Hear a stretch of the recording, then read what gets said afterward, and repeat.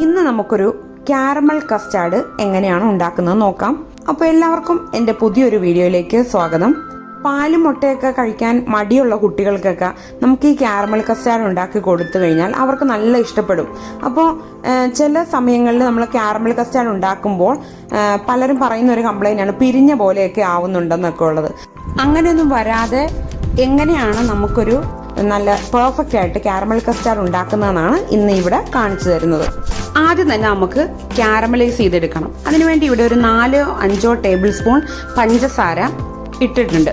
അതായത് നമ്മൾ ആ പാത്രത്തിന്റെ വലിപ്പം അനുസരിച്ചാണ് ആ പഞ്ചസാരയുടെ അളവ് എടുക്കേണ്ടത്. ഇപ്പം ഇതൊരു 8 ഇഞ്ചിന്റെ അലൂമിനിയം കേക്ക് ടിന്നാണ്.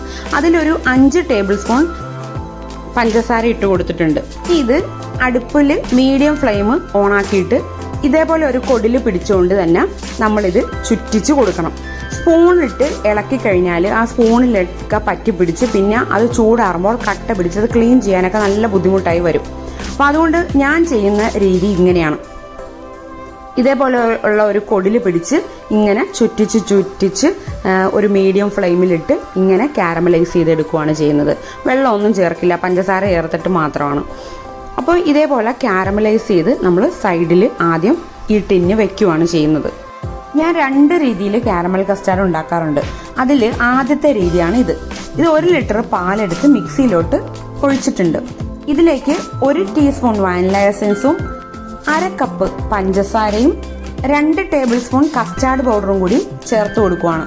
ഇനി ഇതിലേക്ക് ചേർത്ത് കൊടുക്കുന്നത് 8 മുട്ടയാണ്. ഈ മുട്ടയും കൂടി ചേർത്തിട്ട് ഇത് നല്ലതുപോലെ മിക്സിയിലൊന്ന് അടിച്ചെടുക്കണം. 1.5 മുതൽ 2 മിനിറ്റ് വരെ മിക്സിയിൽ നല്ലതുപോലെ അടിച്ചെടുത്തതിന് ശേഷം ഉടനെ തന്നെ നമ്മൾ ആ കാരമലൈസ് ചെയ്ത് വെച്ചിരിക്കുന്ന കേക്ക് ടിന്നിലോട്ട് 1.5 ഇഞ്ച് കനത്തിൽ ഒഴിച്ചു കൊടുക്കുക. അപ്പോൾ കനം കൂടാൻ പാടില്ല. കനം കൂടിയാൽ പിന്നെ വേവാനായിട്ട് ഒരുപാട് ടൈം എടുക്കും. 1.5 ഇഞ്ച് കനത്തിൽ നമ്മൾ ഒഴിച്ചു കൊടുത്തിട്ട് സ്റ്റീം ചെയ്തെടുക്കുകയാണ് ചെയ്യുന്നത്. അപ്പം മിക്സിയിലിട്ട് ഈ കൂട്ട് അടിക്കുന്നതിനൊക്കെ മുമ്പ് തന്നെ സ്റ്റീമർ സൈഡിൽ ഓണാക്കി ഇട്ടേക്കണം. അപ്പോൾ ആവി വന്ന് തുടങ്ങിയ ഉടനെ തന്നെയാണ് നമ്മൾ ഈ കാരമലൈസ് ചെയ്ത ടിന്നിലോട്ട് ഒഴിച്ച ഈ കൂട്ട് പെട്ടെന്ന് തന്നെ എടുത്ത് സ്റ്റീമറിലോട്ട് വെച്ച് ഒരു അലൂമിനിയം ഫോയിലും കൊണ്ട് കവർ ചെയ്ത് 30 മുതൽ 45 മിനിറ്റ് വരെ ലോ ഫ്ലെയിമിൽ ഇട്ടിട്ട് വേണം കുക്ക് ചെയ്തെടുക്കാനായിട്ട്, അതായത് സ്റ്റീം ചെയ്തെടുക്കാനായിട്ട്. ലോ ഫ്ലെയിമിൽ ഇട്ടിട്ട് സ്റ്റീം ചെയ്തെടുത്തില്ല എന്നുണ്ടെങ്കിൽ പെട്ടെന്ന് അങ്ങോട്ട് പിരിഞ്ഞ പോലെ വരും. ആ പിരിഞ്ഞ പോലെ വരുന്നതിൻ്റെ ഒരു റീസൺ അതാണ്, തീ കൂടി പോകുന്നതാണ്. അപ്പോൾ അത് പ്രത്യേകം ശ്രദ്ധിക്കുക. പിന്നെ ഒരു കാര്യം ഈ രീതിയിൽ ചെയ്യുമ്പോൾ ശ്രദ്ധിക്കേണ്ടത്, ആ കസ്റ്റാർഡ് പൗഡർ നമ്മൾ നേരിട്ട് ഇട്ട് കൊടുത്തിട്ടുള്ളതുകൊണ്ട് തന്നെ അടിച്ച ഉടനെ തന്നെ ടിന്നിലോട്ട് മാറ്റി സ്റ്റീം ചെയ്യാൻ വെച്ചില്ലെങ്കിൽ കസ്റ്റാർഡ് പൗഡർ താഴെ വന്ന് അടിഞ്ഞു കിടക്കും. അപ്പോൾ അത് ഒഴിവാക്കാനായിട്ടാണ് അങ്ങനെ ചെയ്യാൻ പറഞ്ഞത്. പെട്ടെന്ന് തന്നെ ഇത് ചെയ്യണം. ഈ കൂട്ട് വെച്ചിട്ട് ഉണ്ടാക്കിയെടുത്ത കാരമൽ കസ്റ്റാർഡാണ് ഈ കാണുന്നത്. ബക്രീദ് വ്ളോഗിൽ ചെയ്ത കാരമൽ കസ്റ്റാർഡ് ആയിരുന്നു ഇപ്പം നിങ്ങൾ കണ്ടത്.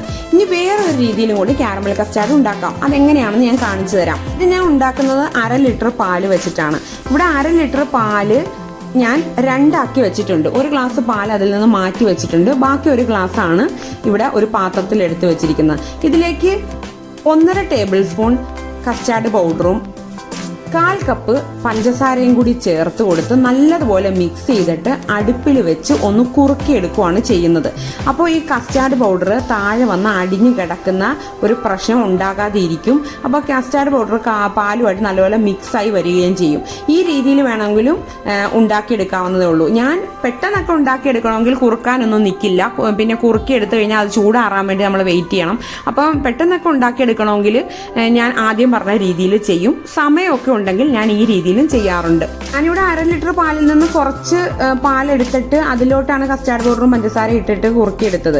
നിങ്ങൾക്ക് വേണമെങ്കിൽ 1/2 ലിറ്റർ പാലിനകത്തോട്ട് ഒന്നിച്ച് കസ്റ്റാർഡ് പൗഡറും പഞ്ചസാരയും ചേർത്തിട്ട് കുറുക്കിയെടുത്ത് ചൂടാക്കി നമുക്ക് ബാക്കി ഇൻഗ്രീഡിയൻസും ചേർത്ത് മിക്സിയിൽ അടിച്ചെടുത്താലും മതി.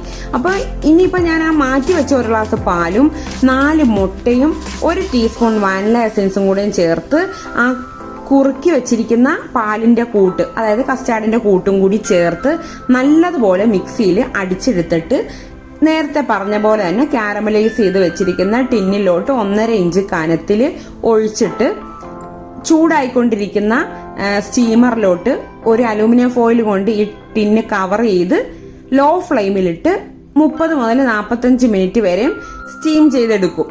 അങ്ങനെയാണ് രണ്ടാമത് വേറെ ഒരു ദിവസം ഞാൻ ഉണ്ടാക്കി നോക്കിയത്. അപ്പോൾ രണ്ട് രീതിയിലും നല്ലപോലെ പെർഫെക്റ്റ് ആയിട്ട് കാരമൽ കസ്റ്റാർഡ് റെഡി ആയിട്ടുണ്ട്. ഇതിനി ഈ ടിന്നോട് കൂടി നിങ്ങൾ തണുപ്പിച്ചിട്ട് ഫ്രിഡ്ജിൽ വെച്ച് നല്ലപോലെ തണുപ്പിച്ചിട്ട് ഉപയോഗിക്കേണ്ട സമയത്ത് ഒരു പ്ലേറ്റിലോട്ട് കമഴ്ത്തി ഇട്ടാലും മതി. അപ്പോൾ നല്ല അടിപൊളി കാരമൽ കസ്റ്റാർഡ് ഇവിടെ റെഡി ആയിട്ടുണ്ട്. ഒരു കാര്യം കൂടി പറയാനുള്ളത്, ഈ കസ്റ്റാർഡ് പൗഡർ ചേർക്കാതെയും ഈ കാരമൽ കസ്റ്റാർഡ് ഉണ്ടാക്കാൻ പറ്റും. അപ്പോൾ 1/2 ലിറ്റർ പാലിന് 6 മുട്ട എന്നുള്ള കണക്കിൽ നിങ്ങൾ എടുക്കേണ്ടി വരും. മുട്ടയുടെ അളവ് കൂട്ടിയെടുത്താലേ ഉള്ളൂ ആ കറക്റ്റ് ആയിട്ടുള്ള ടെക്സ്ചർ കിട്ടുകയുള്ളൂ. അപ്പം മുട്ടയുടെ അളവ് 2 എണ്ണമെങ്കിൽ 2 എണ്ണം കുറഞ്ഞു കിട്ടും കസ്റ്റാർഡ് പൗഡർ ചേർത്ത് കഴിഞ്ഞാൽ. അപ്പോൾ അതിന് വേണ്ടിയിട്ടാണ് ഞാൻ ഉണ്ടാക്കുന്നത് ഈ രീതിയിലൊക്കെയാണ്. അപ്പോൾ പിന്നെ ഒരു കാര്യം, ലോ ഫ്ലെയിമിലിട്ട് കുക്ക് ചെയ്യണം, അല്ലെങ്കിൽ പെട്ടെന്ന് പിരിഞ്ഞ പോലെ വരും. അത് ശ്രദ്ധിക്കണം. അപ്പോൾ നല്ല പെർഫെക്റ്റ് ആയിട്ടുള്ള കാരമൽ കസ്റ്റാർഡ് എങ്ങനെയാണ് ഉണ്ടാക്കുന്നതെന്ന് ഇപ്പോൾ ഇവിടെ ക്ലിയർ ആയിട്ട് പറഞ്ഞു തന്നിട്ടുണ്ട്. എല്ലാവരും ഇതൊന്ന് ട്രൈ ചെയ്ത് നോക്കിയിട്ട് അഭിപ്രായങ്ങൾ കമൻറ്റിലൂടെ അറിയിക്കണം. അപ്പോൾ ചാനൽ ഇതുവരെ സബ്സ്ക്രൈബ് ചെയ്യാത്തവർ ആരെങ്കിലും ഉണ്ടെങ്കിൽ ഒന്ന് സബ്സ്ക്രൈബ് ചെയ്യാനും തൊട്ടടുത്തുള്ള ബെല്ലൈക്കണിൽ ക്ലിക്ക് ചെയ്ത് ഓൾ എന്ന് പറഞ്ഞ ഓപ്ഷൻ ഇനേബിൾ ചെയ്ത് ഇടുകയും കൂടി ചെയ്താലാണ് ഞാൻ അപ്ലോഡ് ചെയ്യുന്ന ഓരോ വീഡിയോസിൻ്റെയും നോട്ടിഫിക്കേഷൻസും കൂടി നിങ്ങൾക്ക് ലഭിക്കുകയുള്ളൂ. വീഡിയോ ഇഷ്ടപ്പെട്ടുവെങ്കിൽ നിങ്ങളൊന്ന് ലൈക്ക് ചെയ്തിട്ട് എല്ലാവർക്കും ഒന്ന് ഷെയർ ചെയ്തും കൂടെയും കൊടുക്കുക. മറ്റൊരു നല്ല റെസിപ്പിയായിട്ട് നമുക്ക് അടുത്ത ദിവസം കാണാം. Thank you. Good bye.